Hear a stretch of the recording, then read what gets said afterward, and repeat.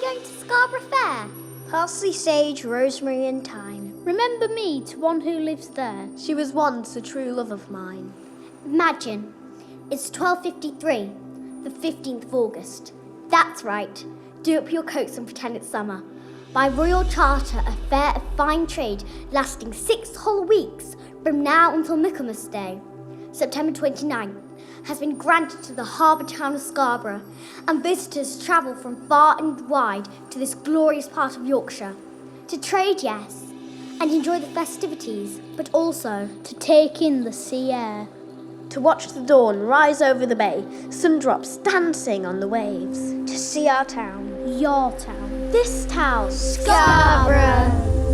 There's something about this place. It's not just because it's beautiful, and it is. It's proper beautiful here. But no, it's something else. Something warm and welcoming. Something that's kept people coming back year after year. According to one legend, the one I like the best, our town's called Scarborough because of one Viking raider, Thorgils Scarthy. Its original name, Scarthy Bog, means Scarthy Fort. Imagine having a whole town named after you and your fort. Good job old Scarthy had a cool name, isn't it? The oldest house in Britain was discovered outside Scarborough, dating back to the Mesolithic era. It is historically important to Stonehenge, and even the people that lived in that house weren't the first creatures to visit the town. There's been loads of fossils and footprints found around here over the years. The Rotunda Museum's full of them. Here, back in 2021, a large footprint, possibly from a T-Rex, was discovered on a beach here. Yeah, so now we know where dinosaurs came on their holidays. I'm kidding. I know they weren't actually on their holidays. They'd be rubbish with a bucket and spade for a kick-off. Little arms. Those sandcastles would be terrible. And they eat all the donkeys. Scarborough Fair brought people to the town, but in those first few years, they wouldn't have been travelling far. That all changed in 1626, when a woman called Elizabeth Farrer discovered iron and acids in the waters of the South Bay. Because of her discovery, Scarborough was declared a spa town. Don't we know it? Spa Bridge, Spa Orchestra, Spa Water Fountain. And people started to come and taste and take the waters. Not sure where they were taking them to. Bread? Who knows? It means bathing in the sea, which they did. In one of these. A rolling bathing machine. Look at it, like a chalet on wheels. First seen here in Scarborough in 1735. Imagine a load of them being wheeled down the beach like stripy cloth Daleks. By the end of that century, as today, people were flocking to this little slice of heaven. And all that is why Scarborough is known as Britain's first seaside holiday resort.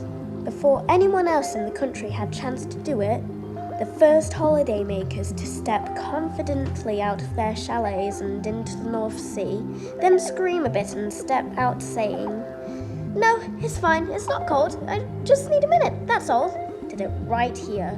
Have that, Blackpool!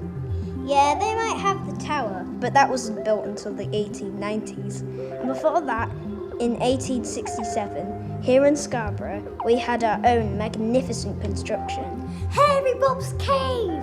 No, not Harry Bob's, the Grand Hotel, biggest hotel in Europe at the time. It's amazing, first of all. The whole thing's shaped like a V for Queen Victoria. There are 12 floors representing the months of the year, 52 chimneys for the weeks, and 365 rooms for the days, and 4 towers, one for each season. At least they didn't have to walk up or down any cliff paths to get to the front. Funicular, funicular, funicular, funicular, echo sound afar. Funicular, funicular.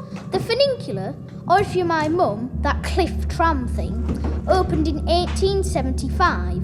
And yes, that was the first one in Britain too.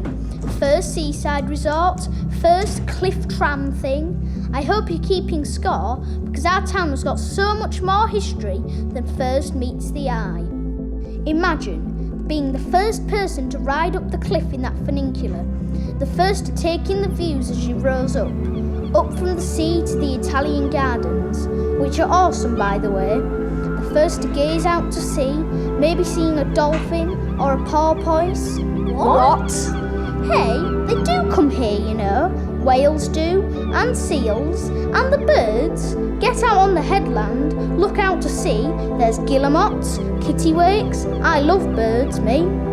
I thought you were on about the funicular. I was, but Never mind looking out for birds. You've got to press on.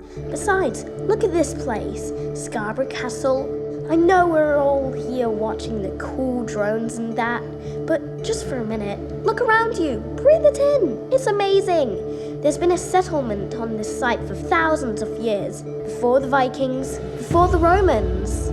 It's had royal extensions, it's seen battles. There was a siege during the Civil War where it changed hands quite a few times. It's been a prison, it's been a barracks. It was bombarded from the sea during World War I.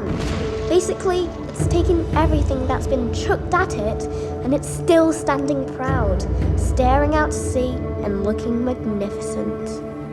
And if that's not the most Scarborean thing ever, I don't know what is. Speaking of all things naval, over in Peazone Park, there's one of the world's longest running shows. Did you see it this summer? The Naval Warfare Show started in 1927, offering an exciting look at maritime battles of the past. That's incredible as well, if you think about it. An historical society is 100 years old in a few years, and I bet they're planning a special event already. Something else Scarborough has is an amazing fishing heritage.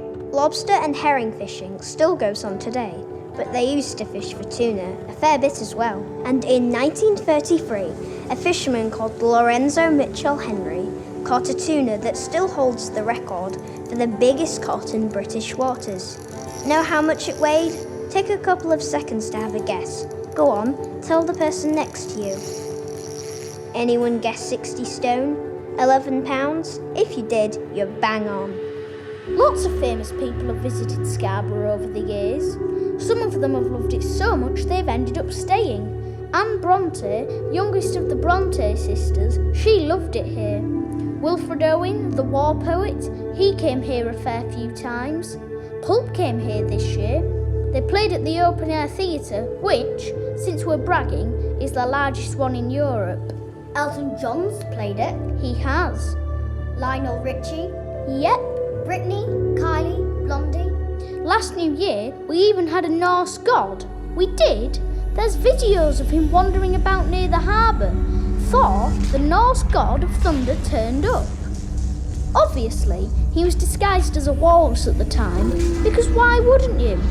It was brilliant to see him. I wanted to chat to him, but we weren't allowed to get that close.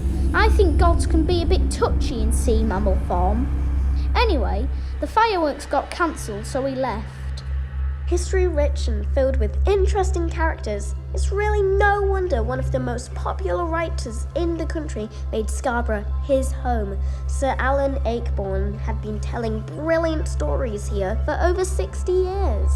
His plays at Stephen Joseph Theatre have also helped put Scarborough on the map, and considering how much else there is here, we might need a bigger map. This place is full of wonderment, of stories told and stories yet to be told.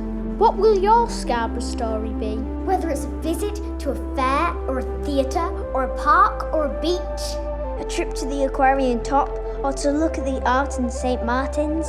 Or even just a donkey ride, a postcard and a stroll along the prom. Whatever's going on in the world, you can always get a welcome in Scarborough. It's been that way for centuries, and it'll be the same for centuries to come. It's honest, it's decent, it's spectacular. It's waves crashing against the seawall. It's fish and chips. The best fish and chips. It's the Spa Orchestra. the last seaside orchestra in the UK. Playing your favourite tune, the music carried by the wind, faster than seagulls down the prom. It's the sun shining across the bay. It's crashing waves. It's sand between your toes. It's bracing. It's breathtaking. It's brilliant. It's home. Welcome to the Scarborough Fair.